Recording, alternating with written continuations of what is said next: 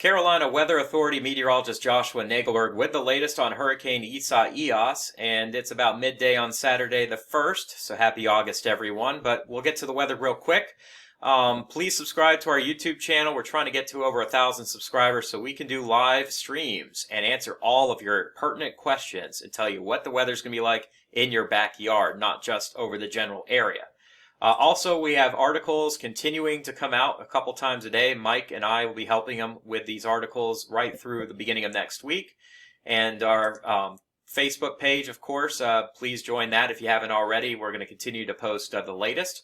Currently, Hurricane Isaias is affecting Andros Island in the northwest Bahamas, and looks like it's weakened a little bit because of its interaction with land as well as wind shear.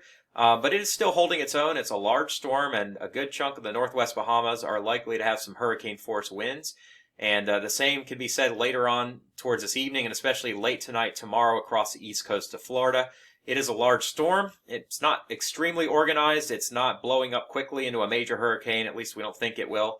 But it is definitely going to impact quite a bit of real estate here. And unfortunately, that includes Abaco and Grand Bahama Islands, where we are still reeling from Hurricane Dorian last year. So a tropical storm kind of wind for them is like a Cat 5 for us right now. That just all the damage that's been done, it's just making things a lot worse for them. This is going to impact millions of people all the way up the East Coast, probably tens of millions of people, if I could be real with you. The question mark is, what's it like in my neighborhood? And the answer to that remains to be seen. Just a lot of players on the field right now. The one thing I can tell you is there is definitely going to be some interaction between the Florida coast and the storm with the way that this path is drawn, and also likely along and east of the track some potential tropical storm or even hurricane force winds over a good chunk of the Carolina coastline, and some damaging winds all the way up through New England and into Atlantic Canada by the middle of the week. Along and west of the track, when it comes inland, there could be some very heavy rain impacting millions of people, and flooding could be a problem as well. The radar right now does show some intrusion of dry air on the southwest side of the circulation center, but here it is over Andros Island. It should be back over water in about 2 or 3 hours. There's a lot of rain and wind, though, north and east. I bet you there's probably some water spouts and weak tornadoes coming out of this as well. We expect the track to continue back over the water tonight and then closing in on Florida by first thing in the morning on Sunday. Satellite loop also shows that disorganization, but we've got a lot to the east and some very heavy rain impacting still the southeastern Bahamas, with flash flooding likely in these islands as well.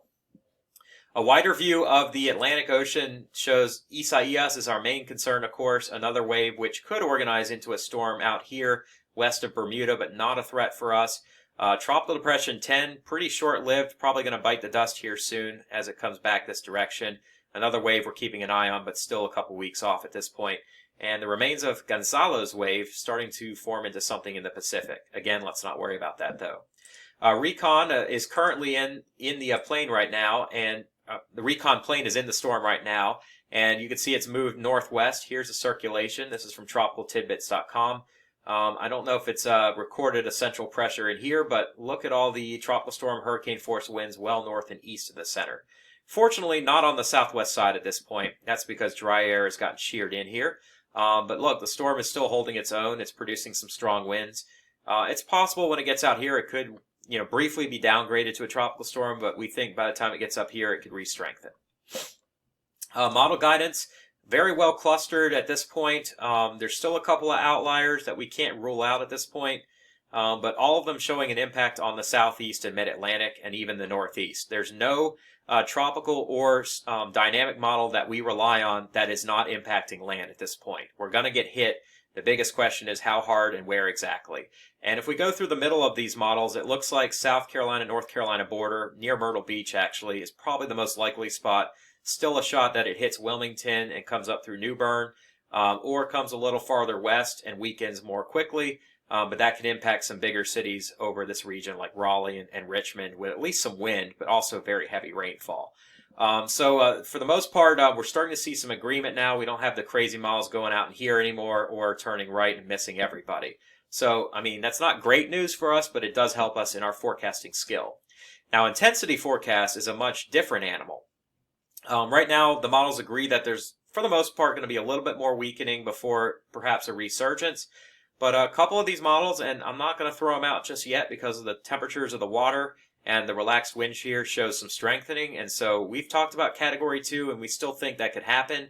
Category 3 maybe is the probably high-end possibility and very unlikely still, but 2 is still likely. 1 most likely, tropical storm eventually could certainly get down to that. We still think, though, this thing could end up being stronger than what the Hurricane Center is forecasting. And if you do read their discussion, you'll see that they certainly have that in the back of their heads, that it could still be a hurricane when it hits the Carolinas. And Category 2 hurricane hitting the Carolinas, I mean, possible. But we've seen some damage from ones before, like Dorian and from Matthew, and Florence for that matter. We've seen wind damage, so don't let down your guard at this point, is what I have to say.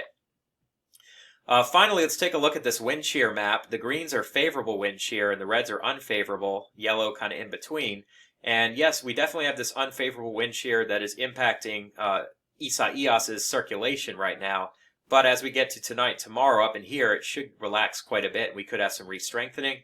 And another reason I think that is that look at these water temperatures up in here. 29 and 30 Celsius, very warm water. Definitely could fuel a hurricane. And the big question mark is shear, dry air, and how much of Florida gets hit right now. The other questions marks that we have are how much rain is going to fall across the region. And the latest GFS model shows a shift westward in places like Charleston, Florence, up into the eastern Carolinas. A widespread area of 3 to 8, maybe even 8 or 9 inches of rain. And then right up the interior parts of the Northeast, 3 to 6 inches. We could see a lot of people dealing with a lot of flooding over the first half of next week, with the wind on the eastern side causing some storm surge all the way up the entire East Coast, right through Cape Cod and up into Maine. So there's definitely a lot of uncertainty still in the forecast. You know, the models are definitely more in agreement, and we'll keep you guys posted on the latest on our website, CarolinaWXAuthority.com, on our Facebook page, and of course on our YouTube channel with more videos coming. Please subscribe to our YouTube channel. We're going to get to 1,000 subscribers soon and give you guys live updates and answer all your questions. Be safe, everyone. Start preparing. We could have a hurricane watch tonight for the coastal Carolinas. We'll see you later.